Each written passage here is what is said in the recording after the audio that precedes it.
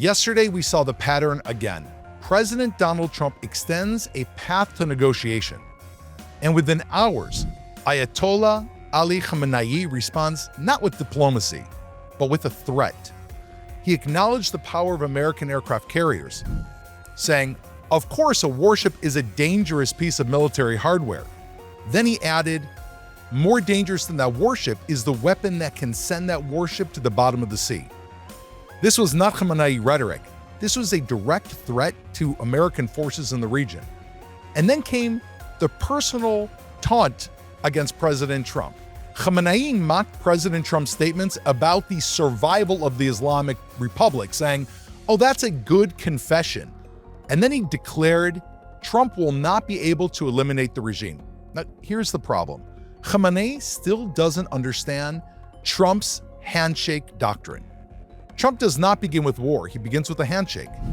But the handshake, it's not a weakness, it is a test. If you accept it, you get a deal. If you mock it, you get pressure. If you threaten it, you're going to get the consequences. Iran has misread this before, and if Khamenei thinks that this is just a theoretical bluster, he may be surprised again. My guest today is Raphael Yosef, a senior fellow at the Herut Center, one of Israel's fastest rising stars in the conservative space. He's a military sniper with a lot of experience, and he's got the mind to understand the way the Middle East and the world work. My friend, thank you for joining me. Oh, thank you for having me. So this meeting, actually, this interview is really an outgrowth of a conversation you and I were having around a cup of coffee, really talking about what was going on between Trump and Iran, and specifically about those negotiations. But since then, Khamenei, Rafi, he's threatened the United States to send an aircraft carrier to the bottom of the sea, and he's literally poked President Trump. And, you know, I'm curious, is he kind of just egging Trump on? Is this just like a show of force, or is he aware of the consequences? Well, is he aware of the consequences is a question. I don't know if that's the right question to ask. The question is, what does he want to gain at the end of the day? Does he know what he's going to get in return? That depends on other things like, again, what does he see religiously or politically as the future or the end of Iran? Is this a man that has something to lose or nothing to lose? Like he could be a suicide bomber, basically, in the head chair of Iran. I mean, do you think it's possible he's willing to bring Iran to the brink out of religious conviction? Yeah, again, we need to remember that these things aren't rational decisions. These things aren't something that's one of the main problems we have as Westerners, is to assume that people from opposing civilizations share the same concepts of common sense, that religious virtue and apocalyptic visions are somehow rational. And so we want to imbue them with what we think is actually what makes sense, what is logical. And Khamenei doesn't have this, he doesn't share the same fundamental principles. We shouldn't be asking questions of, does he know that Trump is going to strike him? Well, the question we should be asking is, what does he actually want to lead to? Then we can see how that relates to how Trump is behaving and what he's responding to Trump. Well, let me ask you a question before we jump to what he wants to lead to. And I'm very curious what you have to say on that. What you're saying, I mean, does President Trump understand what you're saying? I mean, does he understand that Khamenei is not working according to Western principles? Because President Trump seems to be, at least in the optics, perhaps in good faith, moving towards a negotiation with Iran. How do you see that? I think in order to answer that, you need to understand Trump's pattern. Trump has a pattern. I like to think that he does two things when he negotiates. One is a very loud red herring to fog the playing field so that he's in control of the ball. And the other is a game of chicken. Whether you look at 2019 when he had the deal of the century with Kushner, or whether you look at the Gaza deals, or you look at even the Tariff War on Liberation Day, or any other major thing, or Trump waking up and wanting Greenland, and then right after he arrests Maduro, and right before the whole thing with Iran starts to implode again, he wakes up again and says he wants to take Greenland. Whenever Trump is behaving in a way that looks so irrational and makes us ask these questions of, doesn't he know that they think a certain way? Doesn't he know that he can't make deals with someone who he can't trust? If he's doing something that makes no sense in such a way, that should make us think, well, this guy knows power. This guy knows not just business. He knows how to make a deal. He knew how to make North Korea calm down. He knew how to make Iran calm down. He knew how to make basically every military situation that came up in his time as president. He understands geopolitics. He understands power more than everything. So whenever he starts behaving in a way that looks so ridiculous, that's what I mean when he throws a red herring. He'll suddenly say something so absurd, so obnoxious, so out of the blue that it makes his opponents look at that instead of what he's actually doing. The 2026 JNS International Policy Summit will take place April 15th to 17th at the Waldorf Astoria Hotel in Jerusalem. Register today at jnssummit.org and use the coupon code JNSTV, that is JNSTV, one word, to receive 20% off all tickets. I look forward to seeing you in Jerusalem. All right, so take Greenland. Relate Greenland. Is Greenland somehow connected to what's happening in Iran? I'll preface this with saying not everything is connected by some kind of pre-designed, predetermined, pre-understood concept. I think when Trump goes into a deal, whether he goes the playing chicken route or going the red herring route, Trump wants to win. He knows he'll win. I don't think he knows exactly what he'll win because he's not a prophet.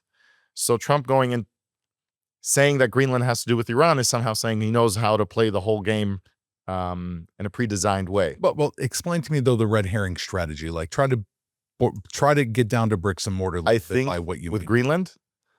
Greenland as an example, or choose another one. I'm curious if there's a red herring strategy, how that works amidst Trump's global ambitions. Well, his global ambitions are Pax Americana. The concept that came from Pax Romana, Pax Britannica, the idea that you're so powerful that you enforce peace because no one can attack you.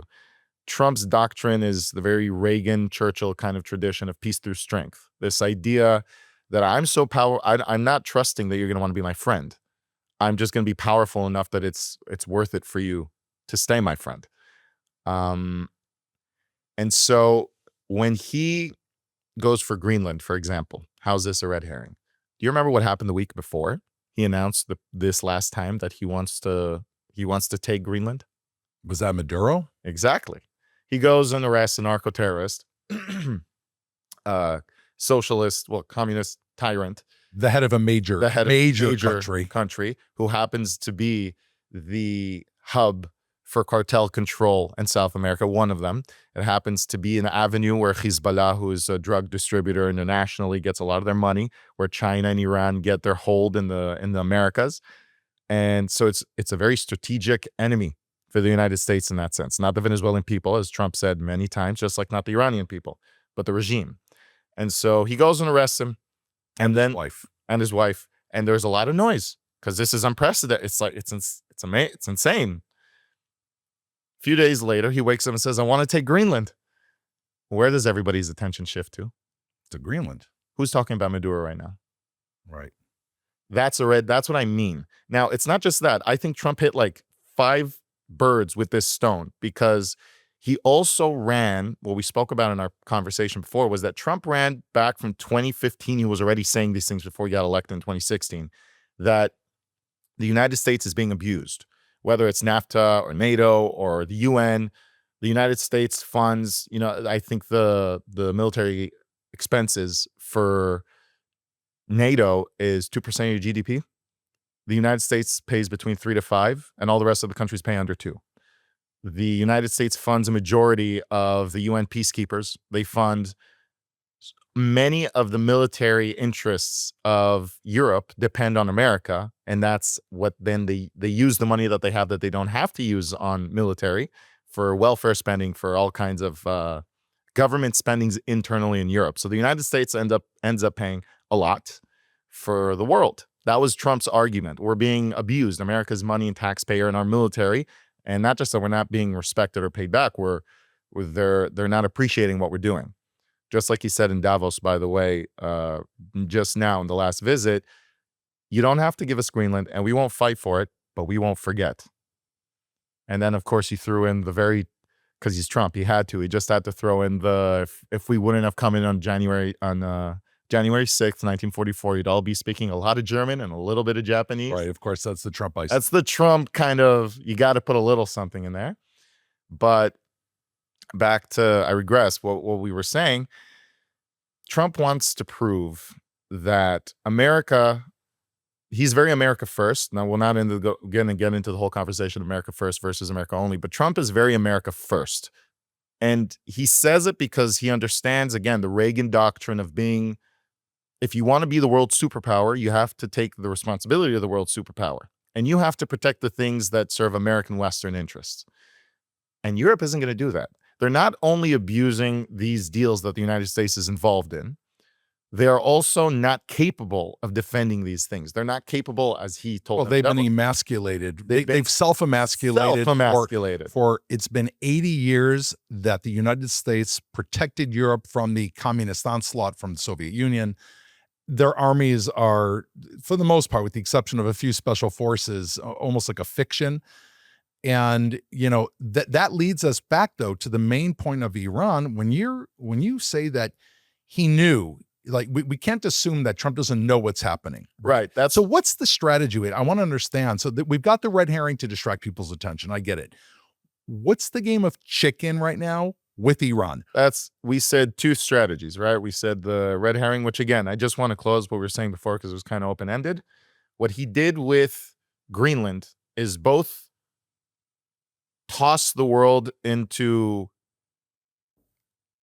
a fog of not knowing what's going on with Maduro, or leaving that, and then going into proving that it is America's interest to protect Greenland.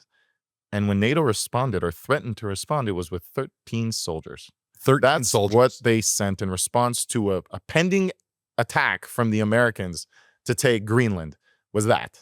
And Trump basically showed, without needing to do anything, you can't protect yourselves. It's in your interest that I do this. And then he goes to Davos, and with very tough love, a tough love speech, he tells them that it's in your interest that we're in control. And then they reignite this deal that they had from 1951. But now America has a right to the minerals.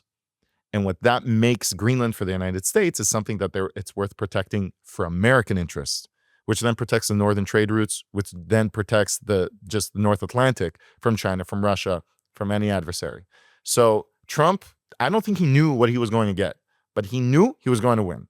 And so this red herring thing, I think there's a mix. The red herring actually turned into a profitable negotiation for the United States. Exactly. And he, again, when you look at every one of these interactions that Trump has internationally, it's when he says something ridiculous or we don't know what he's doing. Look, think of the 12-Day War. A month before, he went to Qatar. He got a plane. He didn't visit Israel. He had a fight with Bibi in the White House. And the whole world was saying, oh, it's all done. They're not friends. Right. The optics were that he and Bibi, he and the Prime Minister, which have the closest relationship between two world leaders at present today, and the closest relationship of any Israeli prime minister in history with a U.S. president. But the optics were that he had insulted Bibi, and, you know, basically it was unsuccessful. And then Bibi on our side says his son is getting married. He wants to take vacation. No one knows what's going on with Iran. And then at 3:30 in the morning, we all wake up to a siren and a message just saying we're about to attack in Iran. And a couple hours, an hour later, there's a tweet from President Donald Trump that says, I gave them 60 days. Today is day 61. So again, he will fog up the field and make everyone lose focus on what's actually going on so that he controls the ball. The issue with chicken, you know, the game chicken, there are many versions. You drive towards each other, towards a cliff, and the first one that quits loses. Or the typical, just for our viewers, the tractor against the tractor, right? Yeah. Two tractors heading down, full speed, one against each other, in between the rows of corn, and who's going to be the one that's going to swerve off at the end. Right.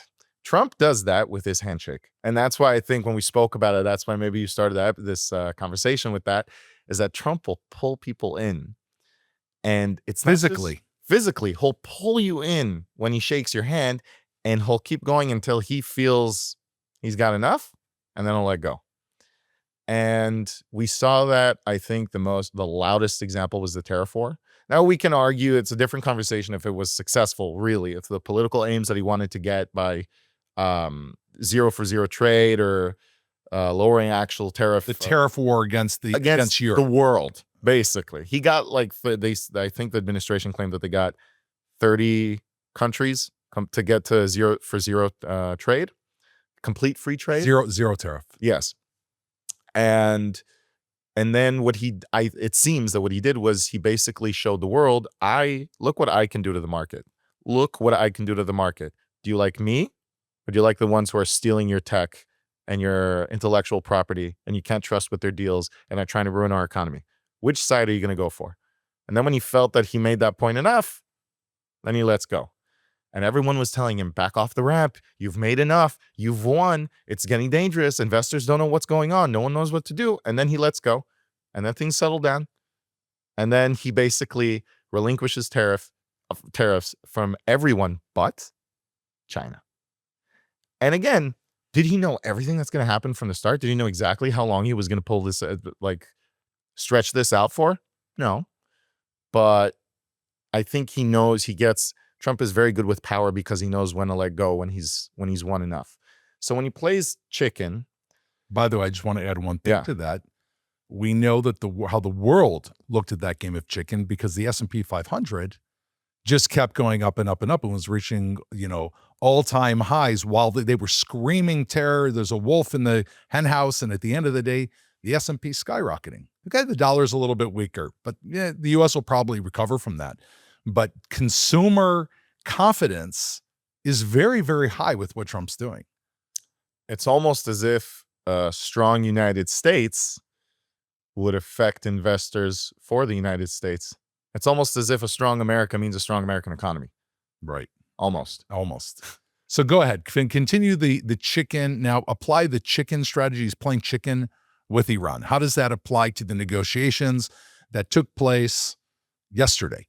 When he came to Israel with Kushner and they wanted to have the deal of the century, there was a very loud conversation here, especially in the Tilumi world, the religious, how would you translate? Religious Zionist world, which was saying we're not going to give up any land because the deal basically said Israel will recognize a Palestinian state.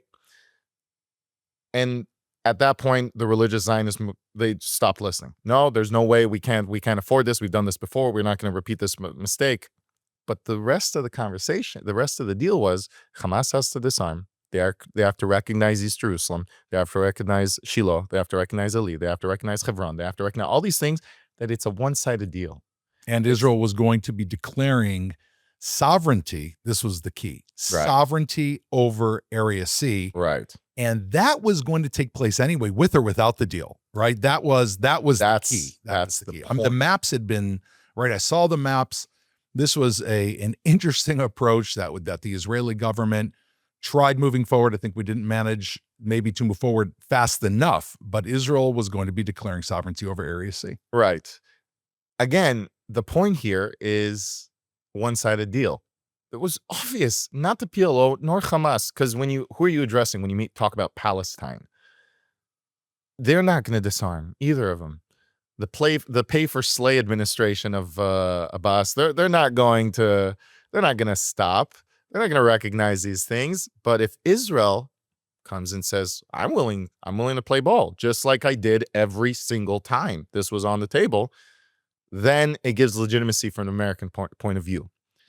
And I think what Trump is doing is a little bit of that on the American end now, because I don't think he has any doubt in his mind that Khamenei. Do you know what the concept of Hudaybiyyah in Islam is? Tell us. Hudaybiyyah is based on a deal that Muhammad made with the Jew. It's a mix of the tribes in Mecca. Mostly Jewish tribes. Tribes. That's what's really quoted here in the Quran. And he turns to the tribes in Mecca who have an alliance with the tribes in Medina. And he tells them that if they don't protect their allies and Muhammad and his army can go and conquer them, then he won't attack those in Mecca. And he goes and does that. He grows to be big enough. And then he turns back to those in Mecca and he attacks them. And then this goes back and he goes to the Jews of Khaybar, and where all the Jews from the region are starting to evacuate to because Muhammad is conquering the land. And he tells them to send emissaries, basically the leaders, the elders of the tribe, in order to come to some kind of understanding. And of course, when they come, while they were promised safe travels in return, they're slaughtered. And so the Jewish tribes are left without leadership, and then it's easier for Muhammad to take over. This concept is that all agreements are temporary. They are all part of the greater goal of Islam. Islam in general, there are the Muslim version of the Jewish halakha, the categorical way of acting your beliefs, has had a law for the Sunnis in Iraq from the pending Shia attack that said that if the Shiites attack, you're allowed to fake being a Shiite in order to not be slaughtered, so that when they're weak, then you can come back and slaughter them yourself. And it's this idea that the end goal, well, how do they say, I don't remember the quote in Arabic, but Allah favors those who have patience. So when we started this conversation, he asked, does Khamenei know what he's doing? Does he not know that Trump is going to destroy him? And on the other hand, does Trump not understand that this guy believes in Hudaybiyyah? When Arafat was asked in Johannesburg, why is he working with the Zionists for the Oslo Accords? He answered one word, Hudaybiyyah. When Natzil was asked, why is he going to have peace with the Zionists? He said the same word, because the Muslim word understands what the Westerners don't. And so this aspect of the Middle East, when we say we need to speak Arabic in the Middle East, we really need to understand what they mean when they use these kinds of words, and when they try to confuse us by using very friendly Western words when they tell each other Hudaybiyyah. Now, so they're using, the art of illusion, kind of the Hudna art, long-term thinking, where the West is short-term thinking, right? The West has walked into the idea of a Hudna, a ceasefire, right? Time and time again, the Biden administration, Israeli administrations in the past have taken this idea of a Hudna, which is a ceasefire, which they mean temporary. Temporary agreements of eventually we can destroy you. And because they're long-term thinkers, they have an advantage. Because the West is generally short-term thinkers, they walk into this for some preservation of immediate peace sometimes. Right. Now you've got them using this art of illusion, and you've got Trump on the other side creating a fog. Where do these two things, where are they going to meet, in your opinion? So here comes in what Trump, I think, is doing is I started by talking about the deal of the century he had with Kushner. I think what he's doing here is exposing that there's no one to talk to. I think he knows that popularly, Trump, as Ben Shapiro says a lot, Trump is a pragmatist. Trump is very good at reading the tide. He knows to see where things are flowing, and what, you're seeing that with ICE right now in Minnesota and how they're dealing that he swapped Kristi Noem with Tom Homan. He's doing things very pragmatically because he understands how people are perceiving these things. And he looks at the West right now, and he sees that they do not understand that the Muslims see all the way to Vienna. Muslims think that the entire Balkan all the way to Vienna is waqf. They don't even understand what that word means. They don't understand that Western dominance over that territory, over what was Islamic territory, is temporary. Explain. I think for the audience, it's worthwhile explaining the idea of what happens with the waqf and once conquered, so relinquished. People tend to forget that conquest is one of the most ancient human endeavors. Whenever someone is powerful enough, that's what they do. Everywhere on the globe. It could be the Aztecs in Mexico. It could be the Mongols in Asia. It could be the Arabs spanning across northern Africa and the entire Arab Peninsula. And the Muslim understanding of the world is that once a land is conquered in the name of Allah, it is Muslim territory. If they controlled the caliphates of the Barbary states, the Barbary Caliphate or the Ottoman Caliphate or any other, that land is eternally Muslim. it will return to be Muslim. And that, by the way, is their belief over the land of Israel. Exactly. Of course. And this goes also for Westerners. If anyone in Europe is listening to this, Vienna, where they tried to conquer twice, that the Ottomans stopped. I don't remember who were the two individuals that had the conversation, but basically the Westerners were proud of fending off the Ottomans, and the Ottomans said, you don't understand. We maybe lost this fight. We're going to come back in 100, 200, 300, 400, 500 years, and we're going to conquer you from within, because Allah favors the patient. So those who are patient or willing to suffer. So applying this now back to where we are. Khamenei is a Shiite Muslim. The IRGC, led by the Ayatollahs, who we tend to mix together, are Shiite Muslims. I don't know to speak. There are so many different strands, and we don't really know what's going on within the 90 million Iranians themselves. But they're not Arab. It's a different country. It's a country that was becoming westernized until the revolution of 79. And I think Khamenei, with these Muslim principles, to which they adhere, it's a little hard to assume or to plan where he's leading this. We spoke about waqf and other thing, but Hudaybiyyah do you think, let me ask you, yeah. Rafi, do you think that when he's threatening a U.S. warship, do you think it's a legitimate threat? Meaning, if the U.S. does strike Iran, do you think he's going to go after U.S. assets, which would absolutely end that regime? If he was to sink a battleship, if he was to sink an aircraft carrier, I don't know when an aircraft carrier has ever been sunk, and there's not that many in the whole world, right? The U.S. has maybe 12 aircraft carriers, and it's, I think the largest after that's maybe China with 3 or 4. I mean, they have very few. That would cause the elimination of the regime for sure. Right. Why is he making that statement to Trump right now? What's he saying to Trump? He's trying to play big stick diplomacy. And Trump has the bigger stick. The United States has the bigger stick. We don't even have to get to nuclear arsenal. It's just the United States military. I think we forget sometimes the might of the United States military. You know who has the most planes in the world? The U.S.? The U.S. Air Force. Do you know who is second place in having the most planes in the world? The U.S. Navy. This, and the United States is spread all over the world. And when they're mobilizing with these aircraft carriers, people may forget that the U.S. when the U.S. will respond to anything like that, it won't just be from those aircraft carriers. And Trump has proven that he is a force to be reckoned with, and you probably shouldn't attempt at it. So I do think it would be the end of the regime. And I think if this maybe answer the question on Trump's end. I think Khamenei is more of it's a question that no one can answer. But with Trump, I think he's trying to do the same thing he's done in the past, which is exhaust all other attempts.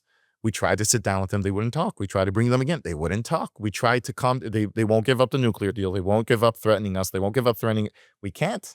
So it's interesting when we talk about the Trump handshake doctrine, right? Where he's pulling in, applying pressure, and then he knows when to release. I think there's something, he knows when to give the other side the feeling he's releasing. And when Iran right now, you could see that the foreign minister talks are moving forward. In 2 weeks, we'll get back to you with a plan, right? So it looks like on the optics, on the surface, that Trump is okay.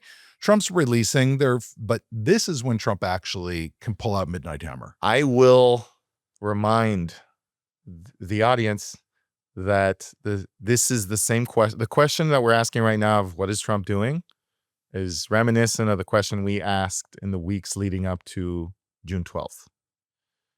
And we all thought we were the wiser. We all thought that, I won't speak for everyone. I'll say that many voices were saying that Trump he's lost his allyship with Israel, and Israel doesn't have on who to depend. And we just don't know where to turn, and we don't know what to expect from Trump. And then, as I said in the beginning of our conversation, I gave them 60 days. Today is 61. So I think there isn't a word for it in English, but davka, especially. It's not really, it doesn't translate right, but that moment where those questions, where Trump starts, his behavior is so irrational, whether he's playing chicken, whether he's playing a red herring, whatever it is, when it doesn't make sense at all, maybe we should patience. He's proven himself time and time and time and time again. Every single time.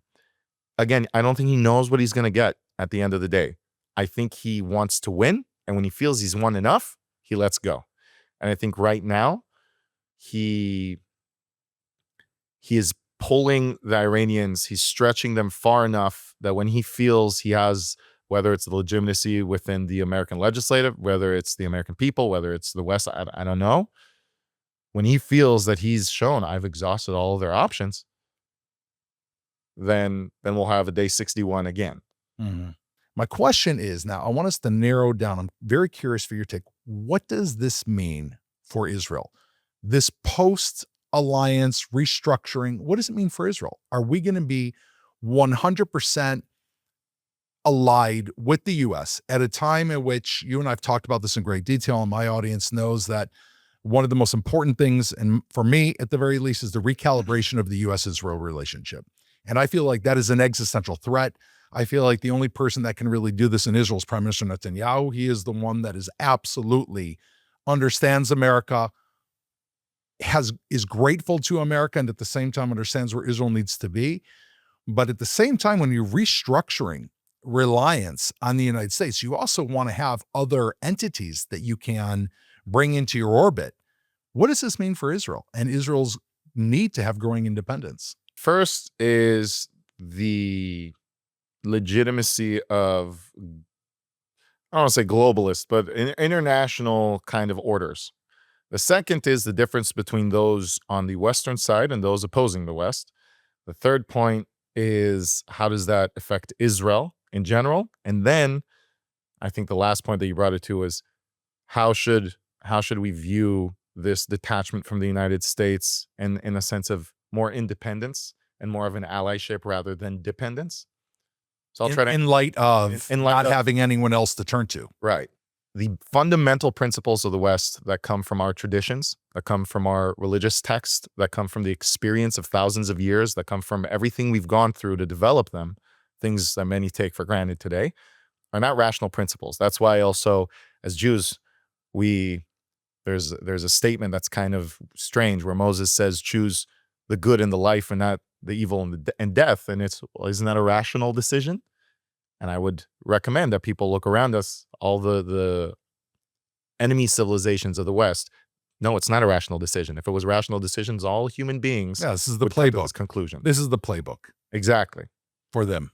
So we need to understand that our very special ideas, our very good ideas that make the West so unique, so powerful, are things that we need to defend with force, because there are those who want to take it away. And there are those who don't accept it. There are those who see us as kuffar. There are those who see us as enemies to their dominance of what they call the 100-year marathon in China. There are those who see us as adversaries in any sense. And so these concepts of NATO, of the UN, of the EU, on our side, on the Western side, need to understand that they need to be enforced. These ideas, these concepts that make Western values and enforce them and protect them need to be enforced by force. So I think the bluff isn't that NATO isn't a good idea, isn't that it didn't protect the West from communist overreach or invasion or any other thing that they could do. It is that it needs to be reignited, and they need to understand that they need to take their which is what Trump is saying.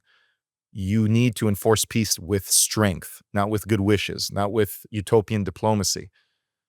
That's the first thing. The second thing is with the Brinks, it's kind of like what Tucker Carlson said regarding the fact that they're going to unite and they're going to destroy the West and they're all going to attack. This is, first of all, an economic alliance. Brinks again. Brinks is an economic alliance between India, China, I think even Brazil, South Africa. They're different, not South Africa. I don't remember all the members of the Brinks, but it's an economic alliance. They are not going to defend each other in a case of a war. They're not friends. They're enemies of an enemy. Which, if you go into strategic theory, you could say that maybe that could be used in some point, but it's not worth it for Iran to sacrifice everything they have for Brazil. It's not something it's what Tucker Carlson, again, I mentioned him because he warned against people like Mark Levine that we're going to send tens of thousands of troops again, and it's going to be Iraq 2.0. The bluff isn't just that we need to understand that you need to enforce the doctrines we believe in on the Western side. It's also to recognize the weakness of the alliances on the opposing side. China, Iran, Russia just proved for the past 2 years that what Osama bin Laden called the states paper tiger. China copies everything they get, and Iran, again, we proved within a day. Within a day, we controlled them for 12 days. Within 12 days, we destroyed Fordo. Those are two very different statements. And it shows that the West still has the power. The West still has, if we just choose to, we have the power. So the bluff isn't that NATO doesn't have the power. It's that NATO has not been willing to use that power to achieve its goal. By the way, that's what Marco Rubio just said in the Munich summit. Sorry, the Munich summit, that he basically said we share a history, a past, a root, and we also share a destiny. But this friendship, this alliance is a competence alliance. This is something that you need to be able to defend yourself, not to depend on me. We have things to defend and we should want to defend them, but it's not that the United States is going to do all the work for the rest of the world. So it's recognizing that countries need to defend themselves, but that there is something to share with other countries in the West, but they have to choose to do it. Okay. Are you saying, though, you do not think there's going to be a reordering of alliances in the world, or the idea of calling out all these alliances and kind of stripping them bare? The EU, again, their trade power. Trump walked in and realigned most of Europe with trade power. Like you said, NATO sent 8 troops or 13 troops to Greenland. With the erosion or the realignment of all of this, how does this, again, I want to drive home, what is this going to look like for Israel? Is it going to be fully dependent on and only with the U.S., which is a very different prospect, not under Trump and not under a Republican administration, but perhaps under a unfriendly future administration? Again, those are two questions. The bluff. All right, take them down and yeah, the bluff aspect. We have to separate alliances from, like, the EU isn't just an alliance; it's a union.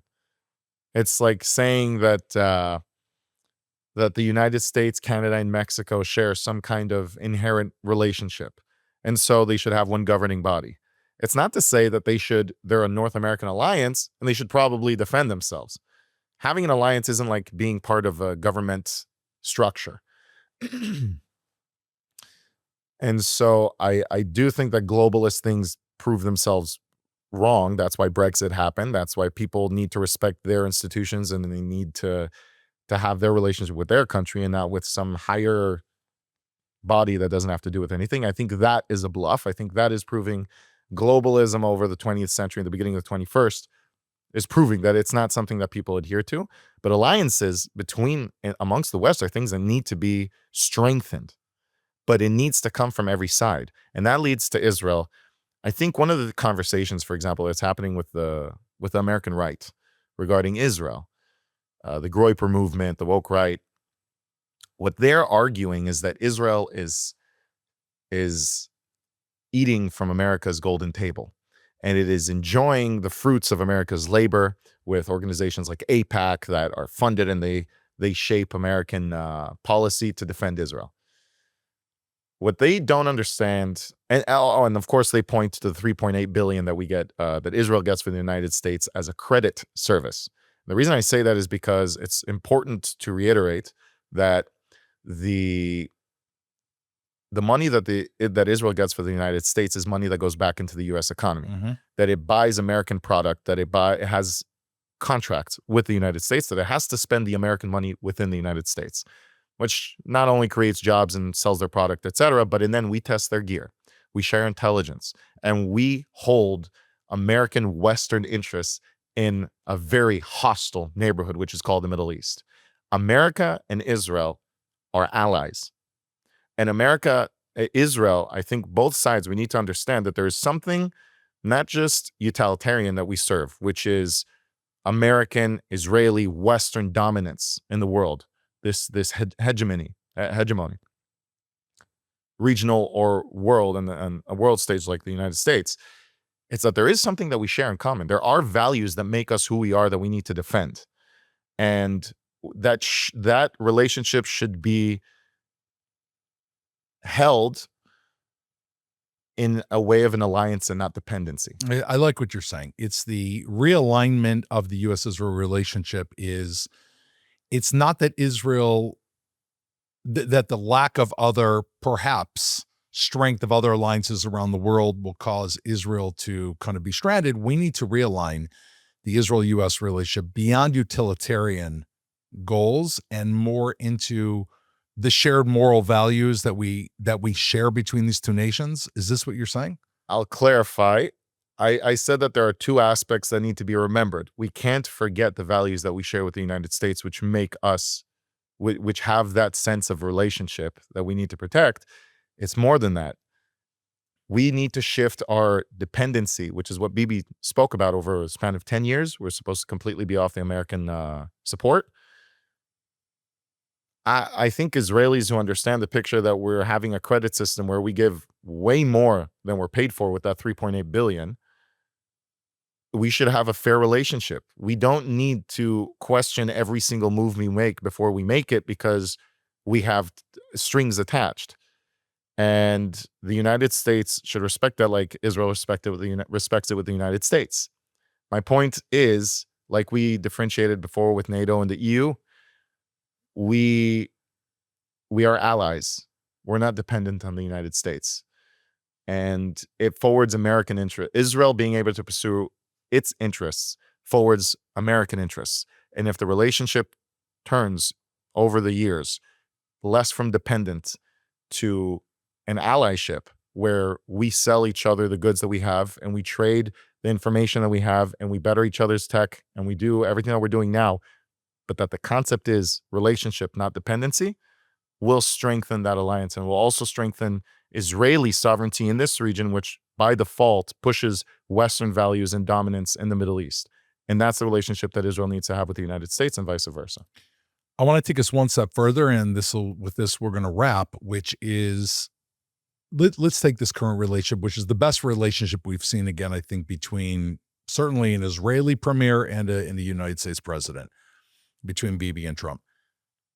If Trump releases that handshake and feels he gets a decent deal and walks away, which I've been arguing against, I find it to be, a very low probability that he'll do this.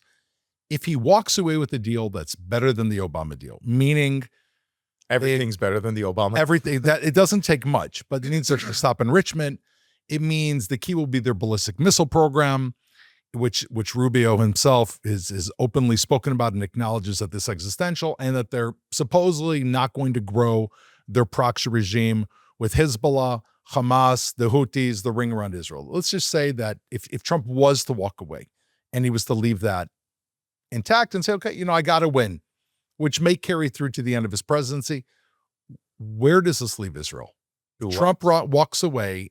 If he makes a deal with Iran, and we know that they're going to, and Israeli intelligence shows that they're continuing enriching, sees that they're moving forward with the proxy program, sees that they're still building ballistic missiles, which is conceivable that we would release that. We had that in 1983.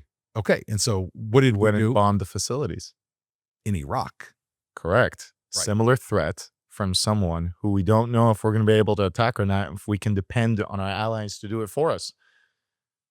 The scene from The Godfather with that Vito is christening his niece or something, and while he's denouncing Satan, every one of his enemies is taken out while he's having this scene. That is exactly what I was thinking about when Bibi went up to the UN and gave his speech while he gave the green light to go and take out Nasrallah a minute before. It's better to apologize than to ask for permission. We as much as Westerners who don't live here and don't understand the fact that we wake up to sirens, that we have to think twice. Sorry. We have to conceal carry. We have to be prepared for the fact that our mixed cities with our lovely neighbors might turn on us like they did in 2021. They might turn on us like they did in 1929 or 1935 or in 1948 or 1960, 1963, 67, 1973. We can't count on our neighbors' lack of ambition. And our lack of ambition won't lead to theirs. So we need to be prepared for our enemies to strike. And that means peace through strength. That means that if we see the threat, we need to attack.